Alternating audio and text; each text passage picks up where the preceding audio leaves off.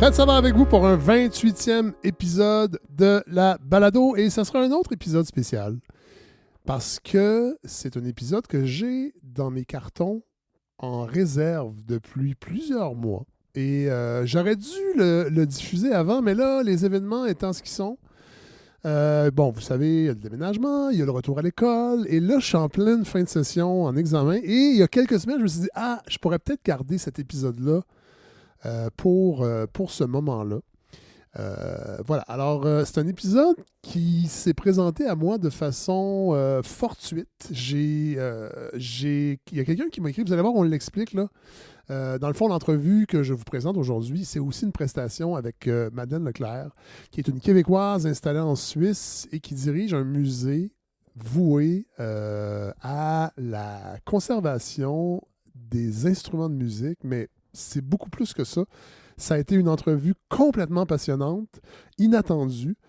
Puis vous allez voir, là, au début de l'épisode, on explique le contexte, comment on s'est rencontrés. Puis c'est quelqu'un qui m'a écrit, quelqu'un que je ne connais pas beaucoup de mon ancienne vie à Radio-Canada. Et de fil en aiguille, on a réussi à trouver un moment. J'ai amené ma console au département de musique de l'UQAM parce qu'elle a aussi donné une prestation qui, dans le fond, illustre son approche comme conservatrice de musée. Comme spécialiste on pourrait dire, de l'ethnographie musicale. Vous allez voir, c'est vraiment, vraiment, vraiment passionnant. Et ensuite, il y aura sa prestation. Et je trouvais ça d'autant plus intéressant de diffuser cet épisode-là cette semaine parce que je serai, au moment où vous allez probablement, la majorité des gens, écouter l'épisode, je serai en examen, mon premier examen de fin de session, 75 questions sur la pharmacologie des substances psychotropes. Alors, et vous allez voir, la prestation va probablement m'accompagner aussi. Elle est très méditative et c'était vraiment impressionnant parce que Madeleine Leclerc est arrivée avec ses vinyles qui traversent les époques. C'est ça qui est fou. Il y avait des vinyles de vieux vinyles mélangés avec des plus récents, mais dans une thématique. Vous allez voir, elle l'explique. Et elle avait 4 tables tournantes simultanément.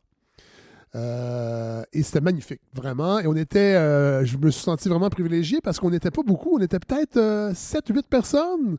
C'était une prestation en plein jour. Et je pense que c'était voulu aussi, ce côté intime. On n'était pas du tout dans le spectacle. On était dans... Puis elle le dit, vous allez voir, là, Madeleine Leclerc, de réanimer ces archives-là sonores. Et vous allez voir, c'était très touchant également. Ce qu'elle a mis. Alors voilà, c'est l'épisode que je vous propose aujourd'hui. Puis moi, en attendant, je vais aller faire mon examen, mais j'ai aussi énormément de lecture parce que là, il y a des gros épisodes qui s'en viennent. Il y a Mauricio Segura, entre autres, Les Amandiers en fleurs, un magnifique roman qui parle du Chili sur plusieurs époques. Et Mauricio était venu nous parler de Mario Vargas Llosa. Et là, on s'est dit que ce serait intéressant de coupler, dans le fond, la discussion sur son roman avec l'élection d'un parti d'extrême droite au Chili il y a quelques semaines. Alors avec Mauricio, on va parler de ça. Louis-Philippe Lampron, la démocratie ne se défendra pas toute seule. Je m'en vais à Québec pour l'ACFAS, entre autres, qui sera aussi un autre épisode que vous pourrez entendre. Et je vais en profiter pour rencontrer Louis-Philippe à Québec pour parler de son essai sur les périls de libéralisme et comment la démocratie n'est pas à l'abri de ce qui s'est passé aux États-Unis, entre autres. On va parler aussi de crise du logement, de résistance féministe, en fait, et de comment les femmes s'organisent pour leur sécurité. Ça, c'est pas encore... il reste des fils attachés, mais je pense que ça va être un épisode vraiment intéressant. C'est une suggestion d'une chercheure dans le domaine qui m'a écrit. Et là, j'ai au même moment que Camille Toffoli publiait chez elle Histoire de résistance au temps de la crise du logement.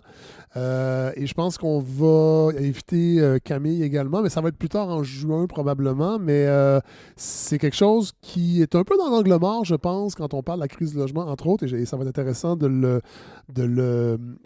discuter. Sur ma table de chevet, j'ai aussi Sonia Dayan Herzbrunn, Le sionisme, une invention européenne, genèse d'une idéologie sociologie. C'est paru chez Luxe il y a quelques temps. Bon, j'ai pas pu attraper l'autrice qui était à Montréal pour le lancement, mais il y aurait possibilité, selon les gens chez Luxe, de faire l'entrevue à distance parce que Mme Diane Herzbrunn est en France, je crois. Elle enseigne la sociologie politique. Elle est professeure émérite de sociologie politique à l'Université Paris-Cité. Donc, c'est sur ma table de chevet. Le livre de Mathieu Arsenault aussi, Ne rejetez pas nos paroles, Politique autochtone et gouvernance coloniale au Canada, 1815-1860. Je ne l'ai pas lu encore, mais j'ai entendu beaucoup de belles choses. Alors, ça aussi, c'est sur ma table de chevet. Bien sûr, Le courage et la joie, le livre de Catherine Dorion. Je pense que ça serait intéressant de l'entendre. Je sais que Dali Giroux aussi sort un essai bientôt. Je vais en recevoir une copie. Cécile Gagnon vient d'écrire un essai aussi sur la figure d'Antigone, qui est peut-être pas aussi féministe qu'on le penserait. Je sais que Louis Corneiller, dans Le Devoir, a beaucoup aimé l'essai.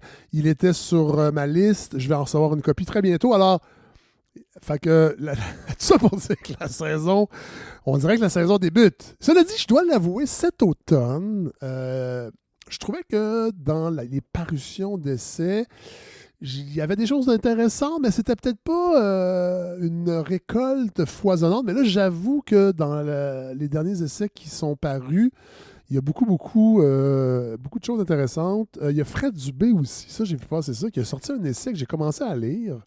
Puis c'est étonnamment intéressant. En même temps, je ne sais pas trop quoi faire avec cet essai-là. Mais c'est intéressant. Ça, je vous en reparlerai. Et aussi, il y a eu une histoire orale de Musique Plus. Ça, je pense que je vais inviter l'autrice et peut-être des gens de chez Musique Plus parce que j'ai grandi en partie mon adolescence avec Musique Plus. Mais tu sais, je suis à l'âge où j'ai décroché assez rapidement, mais les premières années sont vraiment intéressantes. Puis j'aurais peut-être envie de parler à des gens de cette génération-là. En tout cas, je vais rire, mais là, le déménagement est fait. Donc là, je reprends mon rythme de lecture. Alors, tout ça pour dire qu'il va y avoir plusieurs épisodes bien costauds qui s'en viennent. Mais pour l'instant, donc, je vous demande de vous laisser aller parce que vous ne connaissez pas sûrement Madeleine Leclerc comme je ne la connaissais pas, mais son parcours est vraiment intéressant et surtout son domaine, sa pratique dans un musée dédié à la conservation des instruments de musique qui ont été acquis dans des périodes coloniales. Il y a cette réflexion-là aussi. Alors, vous allez voir, je pense que vous allez aimer cet épisode. Moi, j'ai eu beaucoup de plaisir à rencontrer Madeleine Leclerc, à l'écouter parler de son parcours et à l'écouter en prestation. Et c'est donc ce que je vous propose pour ce 28e épisode. Voilà, bonne écoute. Madeleine Leclerc? Oui. Parlez-moi de vous. C'est sérieux? Oui. En fait, c'est très drôle, hein, parce que c'est une drôle de rencontre. C'est Sophie Langlois qui m'a écrit, que je connais pas tant que ça. Moi non plus, je la connais pas. Je connais son chien. Ah bon, OK. Nougat. Puis là, elle m'écrit, elle me dit, j'ai une amie DJ, elle est à Genève, puis je pense que tu connais bien la scène montréalaise, puis ça serait peut-être le fun que vous parliez, parce qu'elle veut trouver des endroits pour jouer. Je suis comme, je fais des soirées d'ensemble, mais je connais pas tant que ça la scène. Bon, finalement, je comprends que vous êtes DJ, mais dans le fond, c'est une partie de votre travail. Oui. Vous êtes ethnomusicologue? Oui. Bon. Et là, on s'est parlé. De formation. Oui. Voilà. On s'est écrit, on s'est parlé. Puis là, je me disais, je pense qu'il y a un potentiel, pas de Fred qui va booker Madeleine comme DJ, mais qui va venir à la balado parler de ce qu'elle fait, parce que c'est vraiment intéressant. Vous êtes né à Montréal? Je suis né à Montréal et j'ai fait toutes mes études à Montréal. Oui. Jusqu'à la maîtrise. J'ai fait une maîtrise à l'Université de Montréal, à la faculté de musique en écriture-composition. Donc, je viens vraiment du milieu de la musique. Ensuite, j'ai eu la chance d'être stagiaire à Paris au Musée de l'Homme où il y avait une grosse collection d'instruments de musique, mais des archives sonores aussi. Puis de fil en aiguille, je fais des allers-retours entre l'Europe et Montréal, mais je suis vraiment installée en Europe depuis 25 ans. Puis vous êtes à Genève? Je suis basée à Genève maintenant. Est-ce qu'on dit le MEG? Oui, on peut dire le MEG. Le musée d'ethnographie de Genève. Voilà. Mais là, attendez, vous allez vite. Oui, parce que vous avez commencé des études en sciences. Ça m'intéresse, ça, en sciences. Oui, j'étais J'étais très intéressée par les mathématiques, la physique. Ouais. Je pense que c'est le côté un peu abstrait le côté... Mais on l'oublie ça en musique, il y a ça. Moi, je trouve qu'il y a des connexions, mais qui sont évidentes. Puis après ça, c'est vrai que ça m'a amené à faire aller vers l'acoustique, par exemple. Oui. Le fonctionnement des instruments de musique, mais aussi tout le côté très physique du son. On oublie souvent que le son, en fait, c'est de la matière qui vibre, de la matière, des matériaux ou de l'air, du gaz, de l'air. Mais c'est de la vibration de matériaux, donc il y a quelque chose de très physique autour de ça. Et les instruments de musique sont par excellence, je trouve, des sortes de transmetteurs de ce système et du fonctionnement de la transmission des ondes sonores. Vous avez appris la flûte? J'ai appris la flûte traversière. C'était le premier instrument que j'ai appris. Ouais. J'écoutais à cette époque-là... Harmonium? Exactement. J'ai deviné ça dans les entrevues parce que là, vous parlez beaucoup de musique folk au Québec. Là, j'ai joue de la flûte. Oui. C'est soit Jethro Tull ou harmonium. Jethro Tull, mais les deux, mais je dirais que harmonium, ça a été, pour moi, ça a été une grande... Encore aujourd'hui, j'aime harmonium. Ouais. Et je trouve que le traitement de la flûte qui est très descriptif et comment dire... il y a un caractère, la flûte traversière telle qu'elle est jouée dans les musiques folk, qui est un caractère, je trouve, un petit peu nostalgique.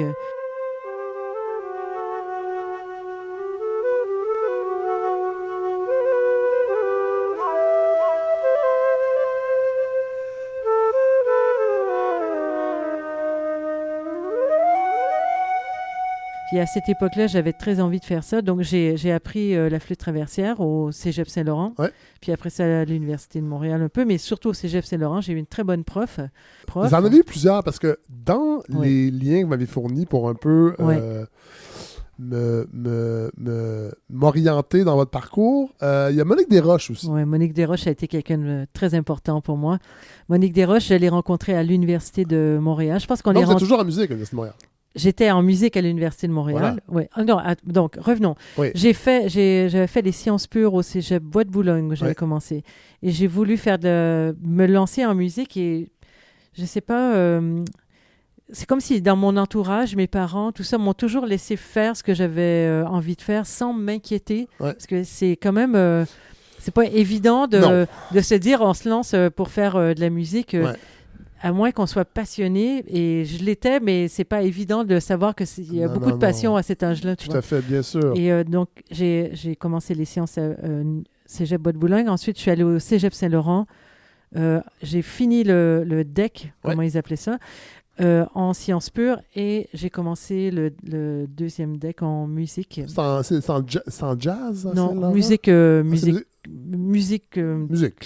OK. Je jouais de la flûte traversière et j'ai rencontré Monique Desroches ensuite quand je suis rentrée à l'Université de Montréal.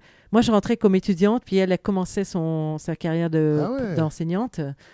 Et elle a enseigné l'ethnomusicologie. Et Monique, j'ai eu aussi Jean-Jacques Natier comme prof qui était plutôt sur l'analyse musicale, sur les systèmes musicaux, très intéressant aussi. Mais Monique, elle avait des grandes ambitions pour ses étudiants, comme toujours. Ouais. Dans sa grande générosité, c'est elle qui a créé des liens avec le Musée de l'Homme à Paris et qui m'a obtenu un stage. Parce que là, de ce que j'ai lu, c'est pas clair que vous allez performer en musique. Ben non, c'est pas clair du tout. Non, c'est ça. Alors, on pense qu'on va en musique pour ça, mais vous vous rendez compte, est-ce que vous le saviez déjà que l'aspect performance... Moi, de jouer devant des gens, c'est pas ça qui vous anime dans la musique. C'est une source de stress de jouer. Et je trouve que le rapport intime à l'instrument que j'avais à cette époque-là avec la flûte, de passer de ça, je pense que tous les étudiants musiciens, n'importe qui a fait de la musique peut-être est passé par là, c'est qu'il y a un moment où il y a une relation très intime avec la musique, c'est nourrissant, c'est quelque chose de important. Et là, d'être dans une situation où on est devant un public à devoir performer, moi, j'étais pas du tout à l'aise. Ouais.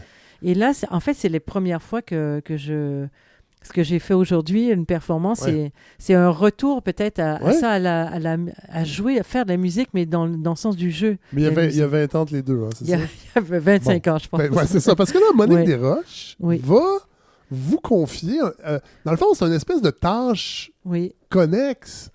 Sur la collection des instruments de musique, oui. Donc, et ça, c'est un déclic, là. Ça, c'est un déclic, c'est clair. Ça m'a permis de... donc, pour revenir à ce qu'on disait tout à l'heure, l'acoustique musicale, le fonctionnement des instruments de musique, c'est quand même fascinant de voir tous les... la science empirique, on va dire, qui a été mise au point, donc de transmission orale.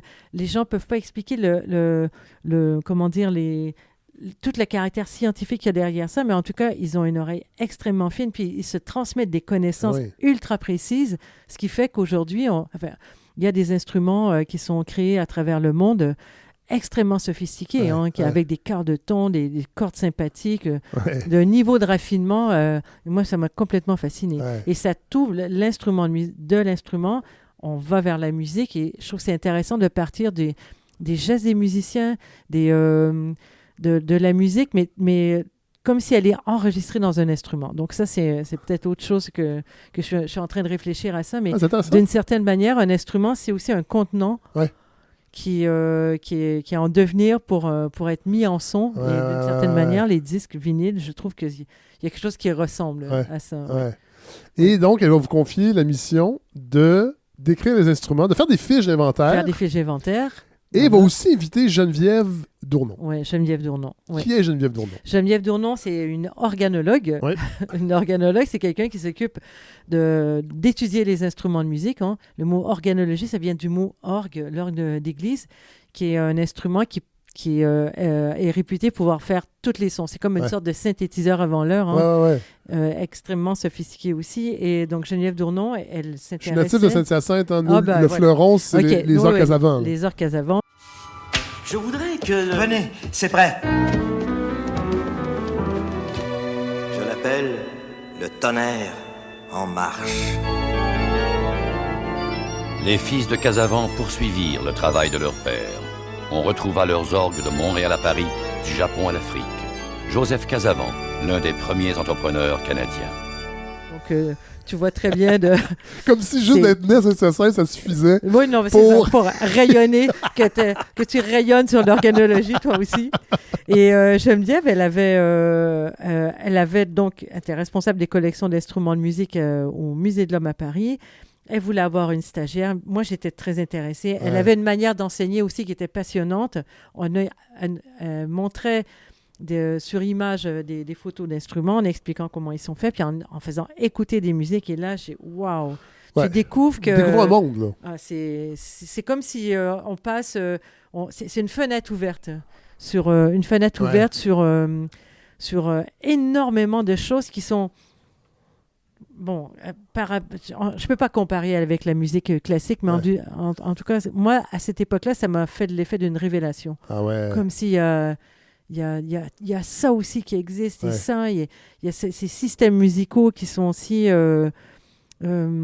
curieux et intrigants. Oui, et complexes. Et complexes, oui. Et donc, on voit bien que les gens jouent ensemble, donc c'est pas un hasard. Non. Si les choses se font comme ça. Mais on va en parler un peu plus tard parce qu'il y a toute une approche coloniale et décoloniale par rapport à ça, parce qu'on entend avec notre propre culture. Bien sûr. Mais bon, je vais parler trop vite parce que est-ce que c'est avec Geneviève que vous allez faire le saut en France et ensuite, évidemment, pas évidemment, mais ça va vous amener vers Genève? Oui. Donc, j'ai un premier stage de 6 mois avec Geneviève Dournon, retour ici pour finir ma maîtrise et donc, j'ai prolongé le stage une deuxième fois et Geneviève Dournon, elle était à la fin de sa carrière. Oui. Elle est partie à la retraite. Donc, il y avait le temps qu'on nomme une nouvelle personne. J'ai fait l'intermédiaire. C'est une chance, mais une chance énorme. J'ai eu beaucoup de chance dans ma vie de rencontrer des gens et d'être dans des situations au bon moment et de les regarder et surtout de les par intuition, d'être là au bon moment, effectivement. Et donc, de fil en aiguille, j'ai rencontré plein de chercheurs qui étaient dans ce département. j'ai rencontré également Gilbert Rouget et j'ai décidé de faire une thèse de doctorat puis de m'engager dans des études universitaires là-bas, en France. Les Archives internationales de musique populaire? Oui. Donc, ça, c'est en France? Ça, c'est à Genève. À Genève? Oui, ça a été... Ouais. Collection historique fondée en 1944? 1944. Et vous, quand vous arrivez, elle est un peu... Est-ce qu'elle a laissé à l'abandon? Pas du tout. Moi, j'ai succédé à une personne qui s'appelle Laurent Aubert, qui, lui, lui a remis c'est ça. Constantin Brailoiu, le musicologue et savant roumain qui a fondé ses archives en 1944 à Genève, est décédé en 1958. Ouais. De 58 à 85, les archives c'était des disques 78 tours, des bandes magnétiques, mais surtout des disques 78 tours. Ça a été mis dans des armoires, c'était poussiéreux. Et Pourquoi? Laurent Aubert... Moi, ça m'intéresse, ça. C'est mieux, je connais pas. Est-ce qu'il y avait une curiosité qui s'est... Là, je vais encore dire le mot colonial, mais on est dans les années 40, forcément, il y a ça, qui s'est un peu estompé. Les gens se désintéressent, mais bon, on garde ça, on verra ce qu'on fait avec ça. Là, on est quand même dans les milieux universitaires, donc ces gens-là n'arrêtent pas de réfléchir, mais les sensibilités changent. En 58, moi, je dirais que c'est un musée d'ethnographie. Hein. Ouais. C'est un musée d'objets. Ouais. C'est un musée qui est sur les cultures du monde, etc. Et on était en plein dans l'époque où on découvrait les systèmes de parenté, on découvrait les systèmes politiques à travers le monde. Puis la musique, comme la musique, se matérialise pas par des objets, mis à part les instruments de musique. C'est souvent... la place n'est pas évidente dans un musée qui est centré sur l'exposition d'objets. Donc, je pense que c'est une des raisons pour lesquelles ces archives ont été abandonnées. L'autre chose, c'est sans doute peut-être juste un problème technologique. La technologie, ça avance à vitesse grand V. C'est l'époque où on est passé des 78 tours aux 33 tours, les appareils d'enregistrement, de lecture. Et s'il n'y a pas quelqu'un qui s'intéresse à ça et qui fait le lien, ça devient des supports désuets. Oui, tout à fait. Et donc, tout à fait. Ouais. Et là, vous arrivez à Genève. Est-ce que vous arrivez déjà au musée, au MEG? La première fois de ma vie que je suis allée à Genève, c'était pour faire l'entretien, pour travailler. Donc, Laurent Aubert, mon prédécesseur, avait pris sa retraite. Moi, j'étais au musée du Quai Branly, une grande institution très prestigieuse, au département musique. Mais j'ai ressenti le besoin... Et au musée du Quai Branly, à cette époque-là, il y avait surtout une énorme collection d'instruments de musique. C'est passionnant. Et j'ai ressenti... le besoin de revenir à ma passion d'origine qui est la musique, et donc les archives sonores. Et ce centre d'archives là, à Genève, il y a environ 20 000 heures, c'est énorme, 20 000 heures d'enregistrement de musique du tout monde. C'est un grand centre en Europe et même au-delà. J'ai eu envie de faire le saut et de changer aussi. Une grosse institution comme le musée du Quai Branly, c'est rayonnant, c'est prestigieux, mais des fois, une institution plus petite, ça nous donne l'occasion de faire plus de choses. Plus flexible un peu, d'être peut-être. Plus flexible et d'être plus dans l'expérimentation. L'autre chose, c'est que à cette époque-là, c'était en 2012, le musée d'ethnographie de Genève était en pleine reconstruction. Donc moi, les chantiers, j'adore ça. D'être dans un chantier, c'est l'occasion unique.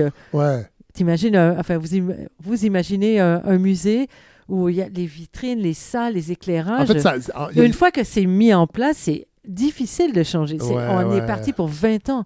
Mais d'être là au moment où on crée... De l'organiser, en fait, ce que le musée aura l'air pour plusieurs décennies. Oui, c'est ça. C'est un moment exceptionnel. Et est-ce qu'il y a un défi... Parce que les instruments de musique sont dans un musée. Je pense, j'imagine qu'il y a une réflexion aussi...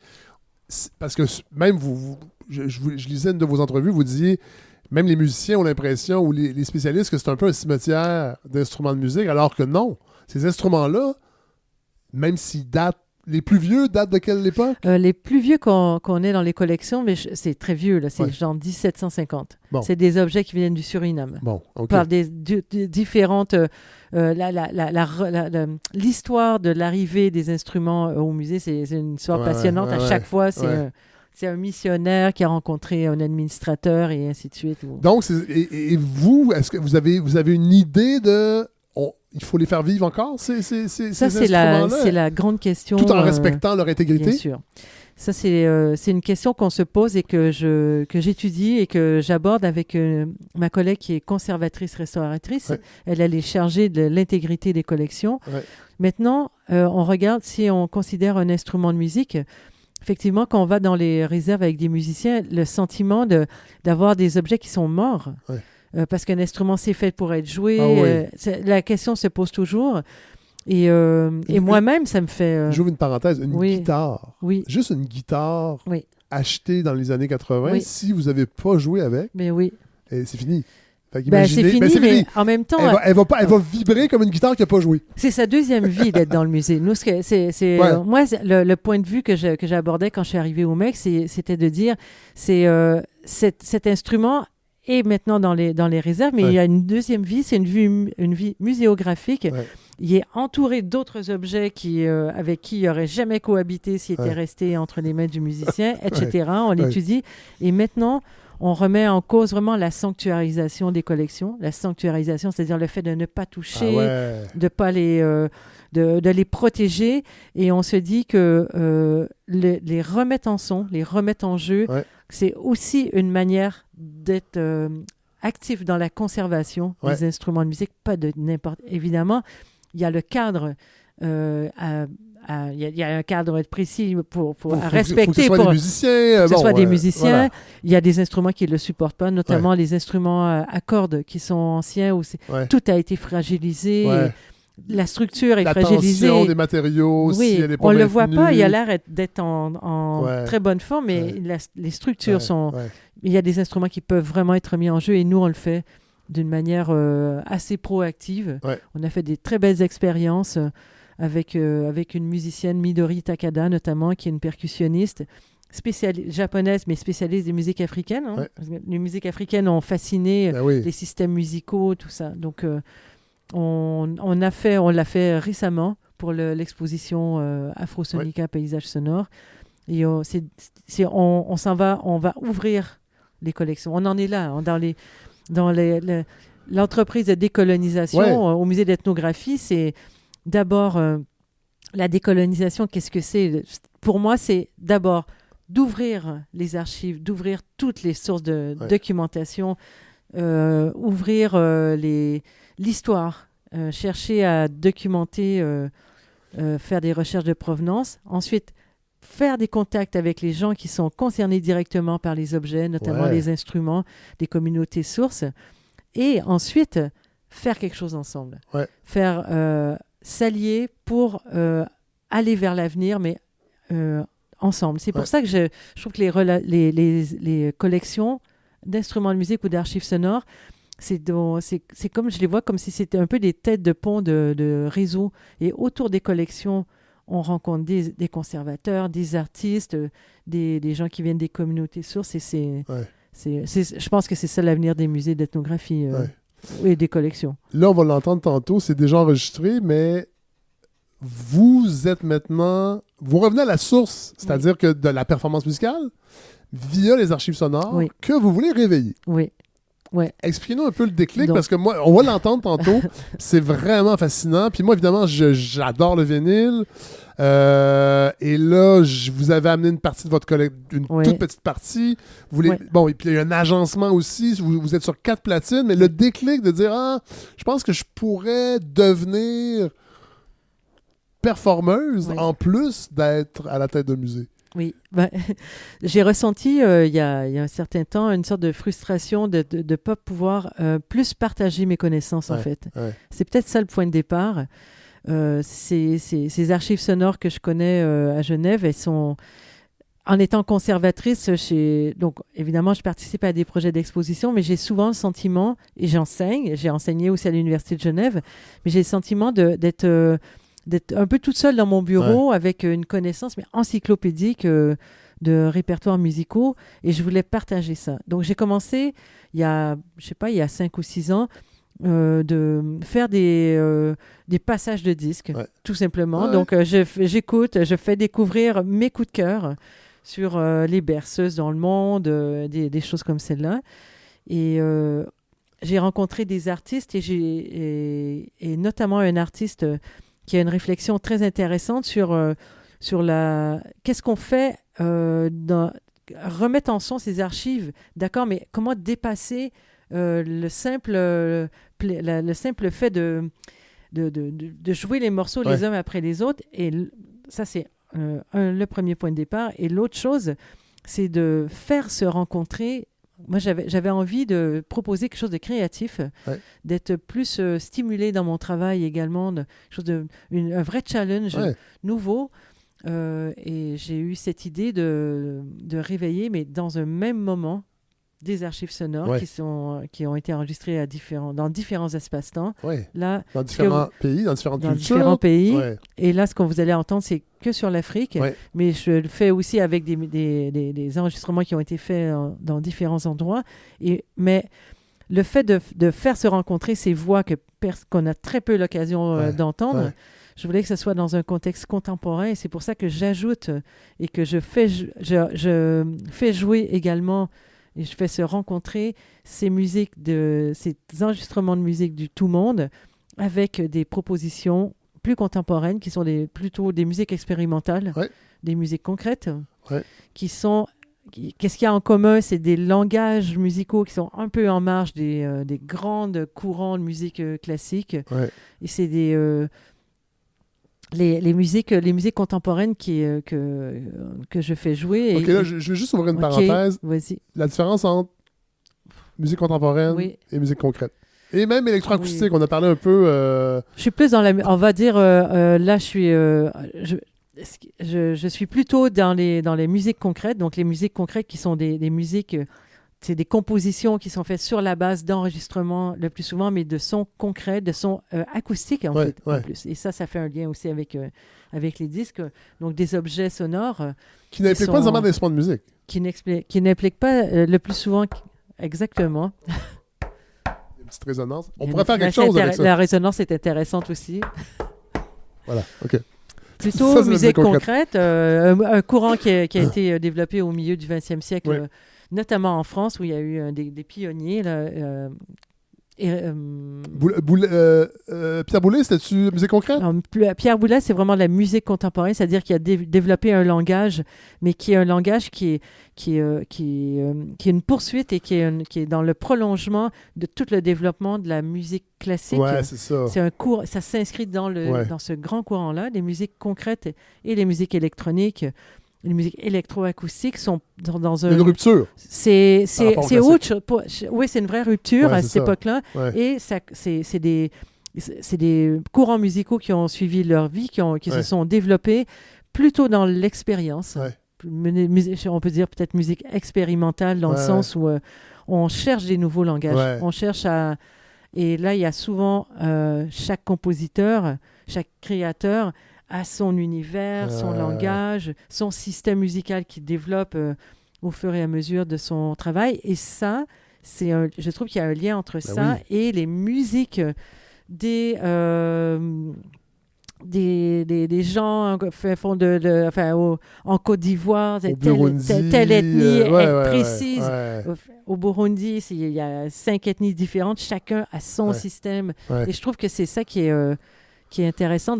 Certains expriment des musiques héritées d'un passé, qui sont transmises oralement depuis des générations et ce sont du patrimoine hérité qui jouent en même temps que des musiques plus expérimentales qui sont tournées vers l'avenir. Je trouve que c'est un point de rencontre très intéressant. Est-ce que le fait que ce soit la plupart des cultures orales aussi, la musique... n'a pas la même signification, j'imagine, collectivement, bien sûr, que dans une culture comme la nôtre où l'alphabet. Puis l'Afrique de l'Ouest, c'est le berceau de l'esclavage. Et moi, ça m'a pas frappé tantôt. Puis là, vous allez l'entendre, les gens après. Il y a quelque chose de très touchant, en fait. Il y a quelque chose de... Je le sais que ça va être cucu, mais je le dis pareil, de fondamentalement humain avec un grand H. C'est des musiques qui représentent beaucoup plus que la musique. Ça a l'air d'être un lieu-dit, mais c'est vraiment ça. Il y a le temps de faire être dans la musique puis jouer ces répertoires qui ont été enregistrés, il se passe beaucoup d'autres choses. Ouais. Il y a souvent, c'est pas toujours des rituels, hein, mais c'est le fait d'être ensemble, de faire des choses. Il y a mille et une raisons qui font que les gens font ces musiques. C'est une forme de langage, c'est une forme de connexion. Et moi, c'est ça qui m'intéresse et c'est peut-être ça l'ethnomusicologie pour moi maintenant. Donc on parle de la musique, mais on s'intéresse à ce qui se passe derrière ça et ce qui se passe pendant le temps de la musique aussi, le temps de faire de la musique. Et les savoirs sont encore à peaufiner parce que je lisais dans une entrevue, entre autres, des enregistrements au Brésil où vous avez eu la chance de retourner dans des lieux où les enregistrements des années 60 sont encore disponibles et vous avez fait réentendre ces enregistrements-là. Et au Brésil, la personne dit « Ah, il manque les oiseaux ». Oui. Et là, parce que dans le fond, à l'époque de l'enregistrement, le regard occidental n'incluait pas. Moi, je fais un grand parallèle avec la photo. Donc, la photo, il y a une prise de vue, mais il y a une prise de son également dans ces enregistrements. La personne qui est l'ethnomusicologue ou le chercheur qui est allé, après avoir un peu passé en revue le paysage sonore du lieu où il était, a choisi d'enregistrer tel groupe ou tel musicien, etc. Mais les contextes sont pas... d'une part, les contextes sont peut-être pas exactement les contextes habituels dans lesquels les musiques sont là. Et pour éviter des bruits parasites, des bruits de fond, on demande aux musiciens de se mettre à l'intérieur. Donc, il y aura pas les bicyclettes et les oiseaux, alors que l'ontologie de ces musiques crée un sens entre l'environnement sonore et ce qui est fait. Mais on va arrêter d'en parler. On va aller écouter. Merci. Madeleine Leclerc, merci. Tout ça n'était pas prévu. Et finalement, je découvre un monde. Alors, et aussitôt que je vais à Genève, je vais aller vous voir au musée. C'est pas prévu dans les prochaines semaines ni mois, mais je vais essayer de patenter quelque chose. Merci vraiment. Merci beaucoup. Merci.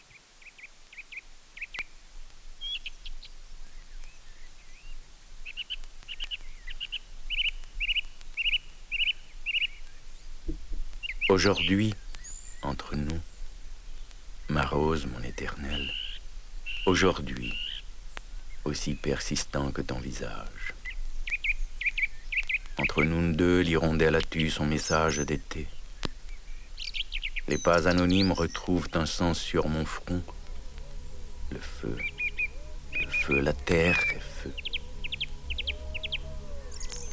Des chevaliers d'argent ont traversé ton visage. Les sabots font des bruits d'ailes en cristal, de colombes en cristal.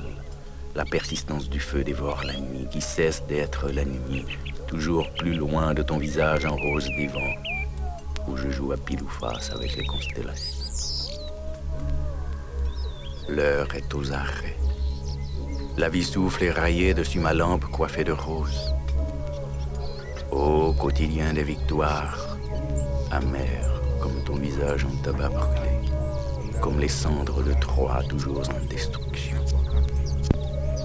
La douleur est vaincue. Achille aux pieds sanglants, Madeleine pardonnée sans repentir avec ses bras en croix. Ce sont des mots amers.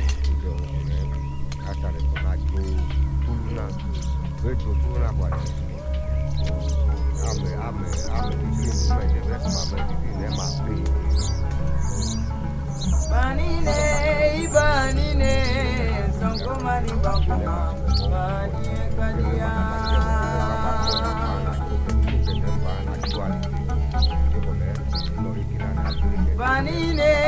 Banine, Sankomani Bakuma, Banie Kadia.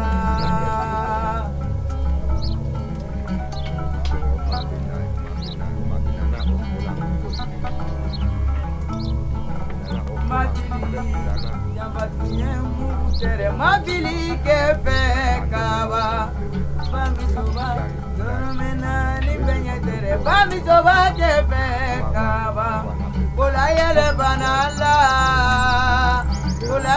banala iguma ibole ala nara ulike yambate di kiena ai bani ne sonko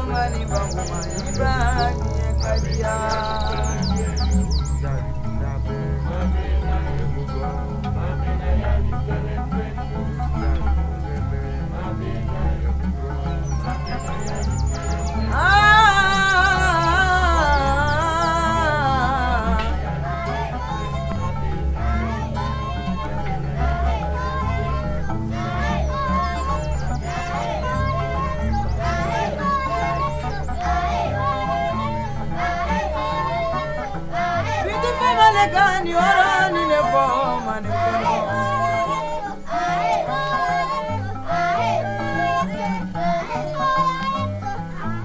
Bitu fama le gani orani ne bo sanunge jimae Sanunge jimana dusutara likiana Saya itu nyaye saga kunu ye pania kansani Akanyu manekebi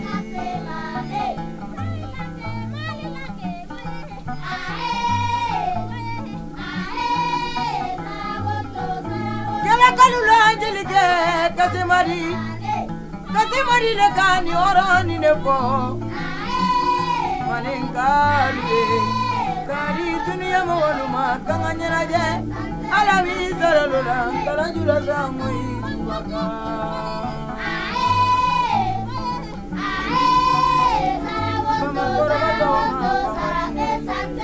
Neru penele kani orani ne po Manengari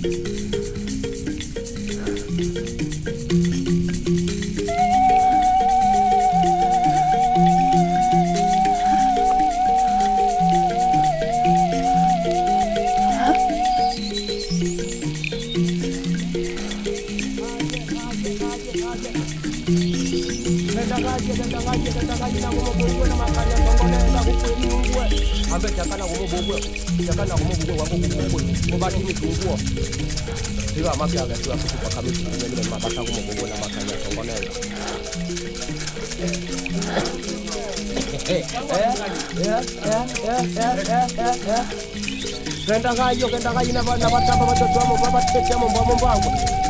Wangu bakweze tubesha ndi bembio. Yango timu kwa wana. Mungu kupige Mungu kodo.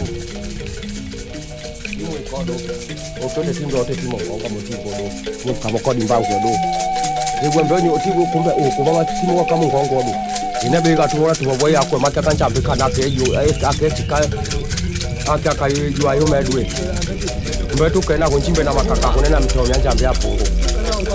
Ana kaba ne pamakunga kati ngombi udwa kunga ka kontibo kwepungu kune.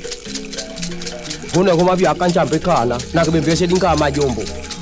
Abi akuni ambe chokeda changa. Cho kaete dikuma na dibaka na diondo ja makemba. Yango bika bana kungu ambe chokeda changa. Cho ke temokinya na kebata. Nyone yo matika kangu nishio mya kodi benga enyanga ko mitombe makemba me kodi huma na dibaka na diondo ja makemba wone omabi akanchambe kana akende kana yetu wene nyone yo meta kangu bombi yango takwa makemba mitutu yango mbeke mafupa kaibonga na nyuma yako chomina mapanga kenyuma na kububuka yi je sema mpenyenga mami kuku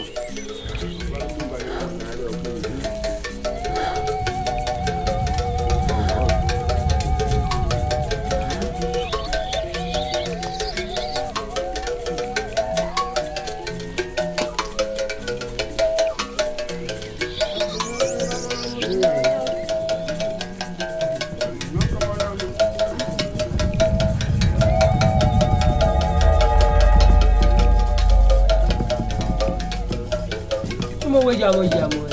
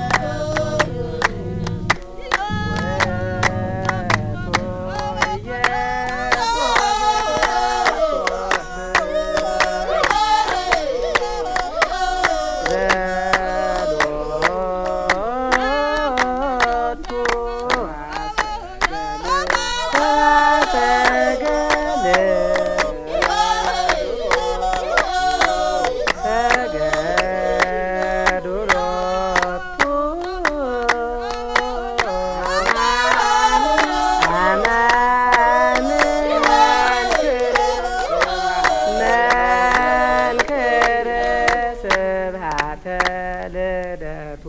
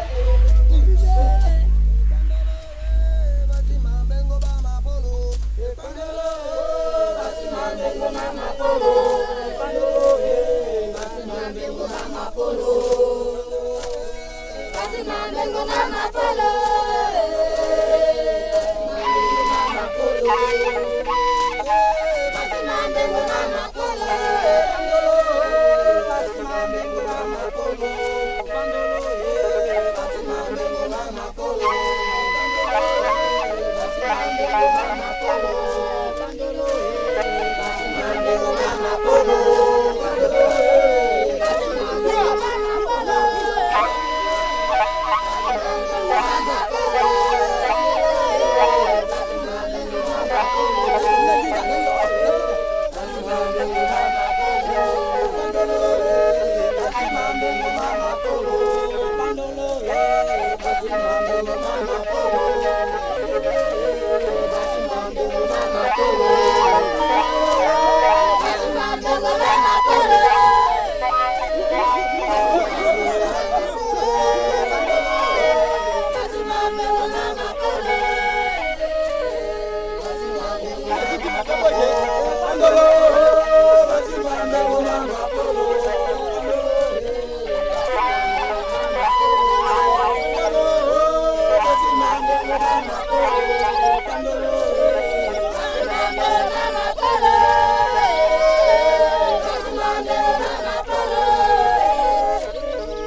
Mama,